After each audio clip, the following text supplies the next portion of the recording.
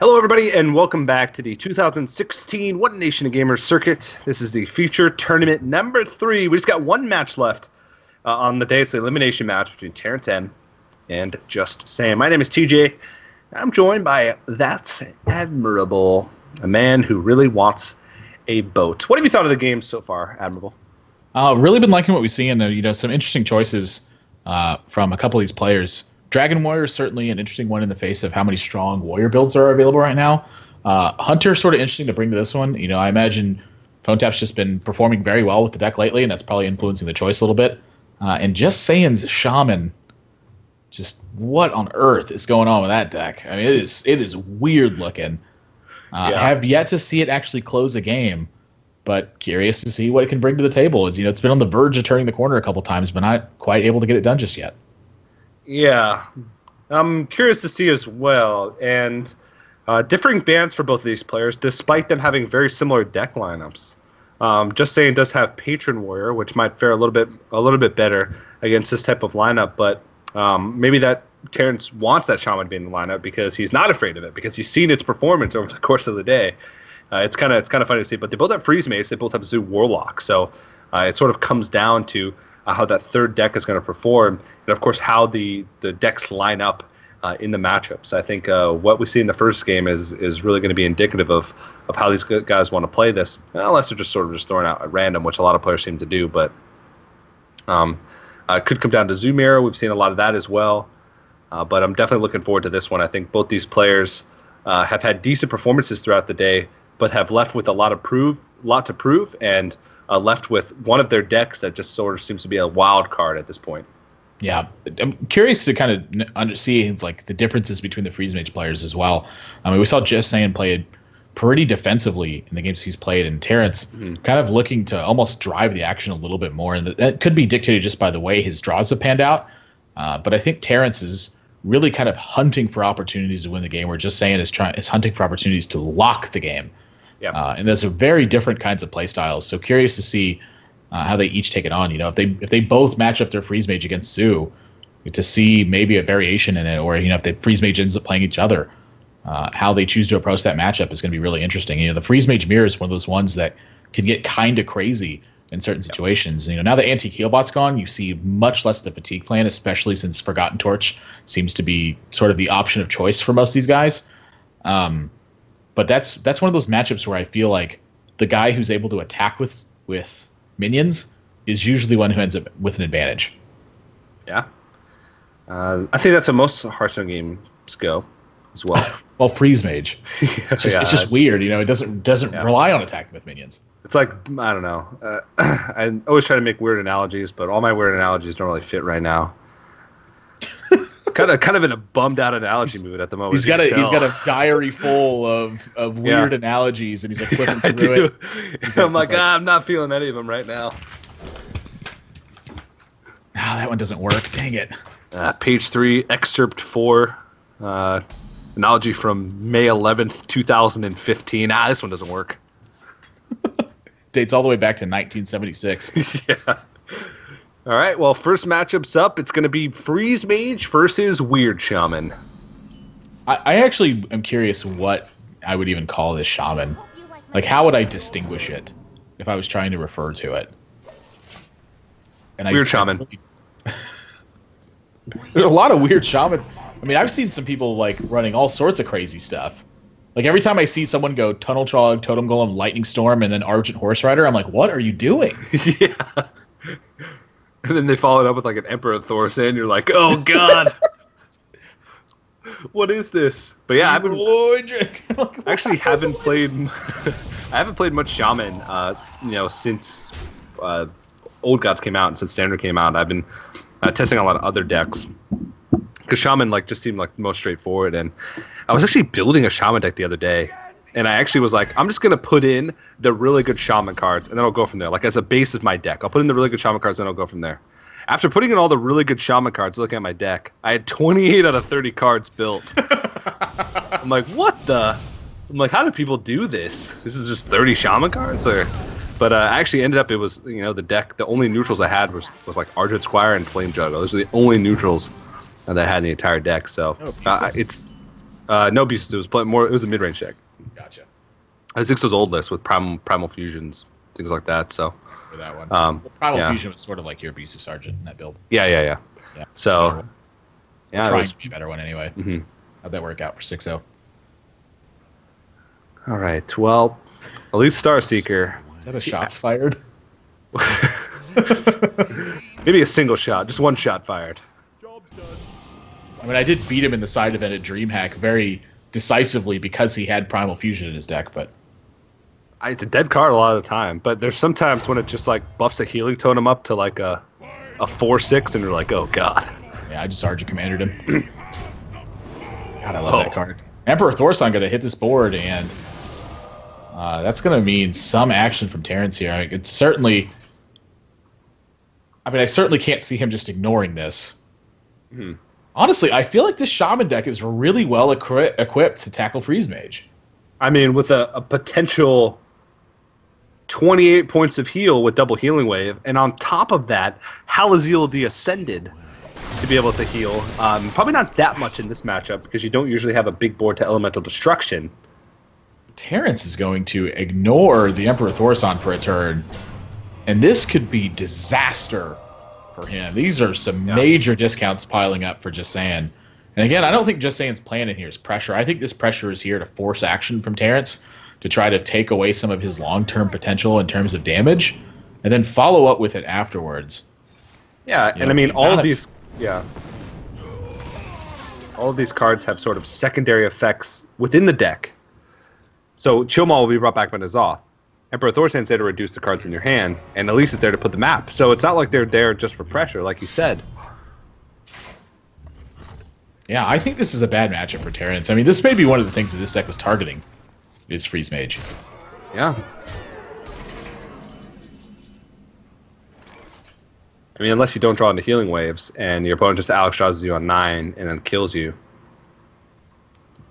Sort of the nightmare to play. Sort of the nightmare scenario when you're playing against Freeze Mage, right? Just have everything. Yep.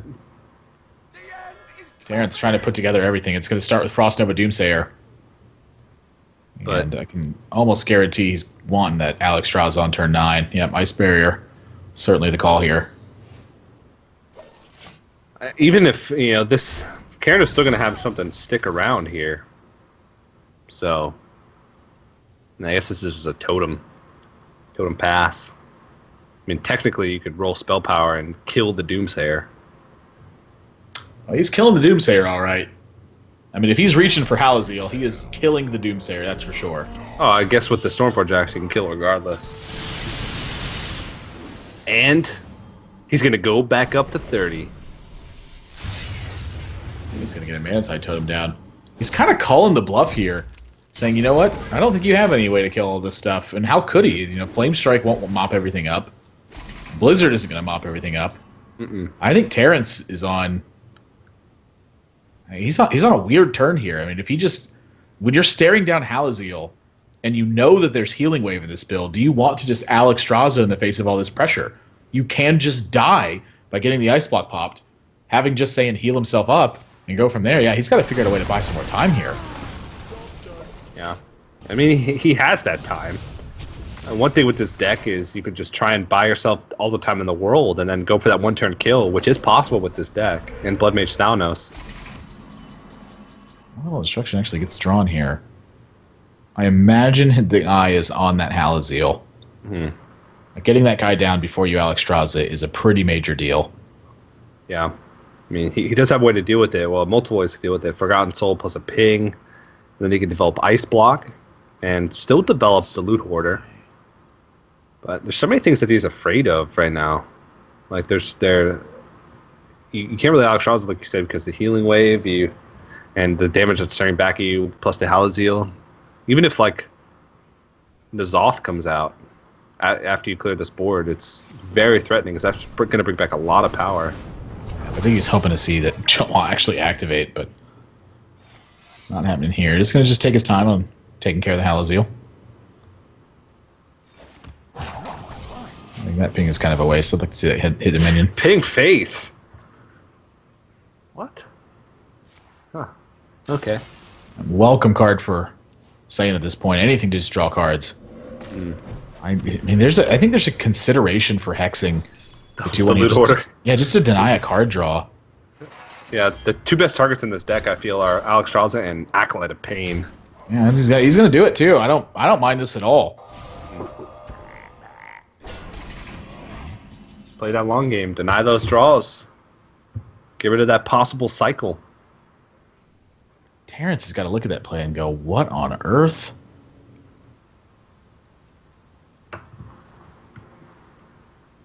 Also, you might be trying to bait out the Alexstrasza. Oh, I used the Hex. Good time to use Alexstrasza.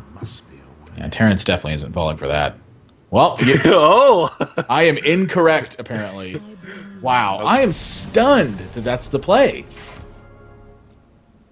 I mean, he has a Frost Nova in hand. He has Arcane Intellect. I mean, just Saiyajin's going to heal back up with these Stormcracks. I think Terrence just lost. I mean, if his plan is to do 30 damage in a turn, I understand. Alexstrasza's just trying to throw it away, but still, I feel like there'd be a better use at some point. You don't even have the 30 damage in your hand, so you got to buy yourself even more time. And there's Roaring Torch, but he's still very far ways off. Ice Lance gets him closer. Fireball gets him close. That's a lot of burn. No, he's still got to deal with the Halazeal. This guy needed to die before you Alexstrasza. Your opponent just countered your Alexstrasza completely, and it didn't cost them anything. Like, Stormcracks are dead in this matchup. Just saying, got enormous value off of that. I think this is a blunder from Terrence. And he's going to lose the Joust. I'm pretty sure. With the Healing Wave. So he has to have that in the back of his head. We can think back also to the turn where he decided to Forgotten Torch, the Chill Maw, which is at 3 health, and then ping the face instead of Forgotten Torching the Halazeal and pinging the Halazeal to kill it off, which is at 4 health. Could have just Frostbolted as well. I mean, you can hold on to the Frostbolts until you find the Ice Lances. There's not really anything wrong with that. And this Fireball plan is not going to work. I mean, Just Saying has plenty to stabilize through this. Yeah.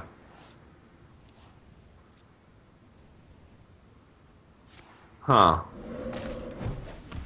And this is just Lightning Bolt Lava Shock. Yeah. I mean, you can't leave Halazeal has countered Alexstrasza. Now it's countered a Fireball.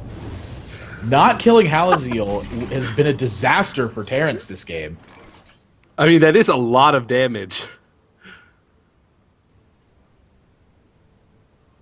But it's not enough.